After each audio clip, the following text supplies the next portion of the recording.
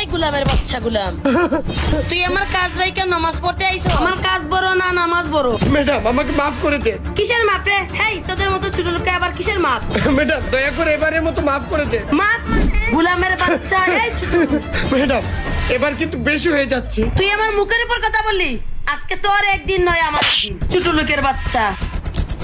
কিরে গোলাম, তুই আমার উপর হাত তুললি? ম্যাডাম শুধু আপনি মহিলা মানুষের জন্য বেঁচে গেছেন, আর যদি ছেলে মানুষ হইতো তাইলে একবারে জানা মেরে ফেলতাম। আপনি কিভাবে পারলেন নামাজে থাকা একজন ব্যক্তিকে লাথি মারতে? আপনার বুকটা কি একটাবারও কাঁপলো না? তুই কিন্তু বেশি কথা বলতাস। ম্যাডাম চুপ! আর একটা কথাও বলবেন না। এই দুনিয়াতে নামাজের চাইতে আর বড় কোনো কাজই নেই। এই পৃথিবী থেকে সবাইকে একদিন চলে যেতে হবে, কিন্তু এই পৃথিবীতে হাজার কোটি টাকা সম্পদ থাকলেও কবরে কাজে আসবে না। কবরে কাজে আসবে একমাত্র নামাজ। আর আপনি তো একজন নাস্তিক। আমি আপনার মতো নাস্তিকের কাজ আর কখনোই করবো, যে কিনা আল্লাহর ইবাদত করতে দেয় না।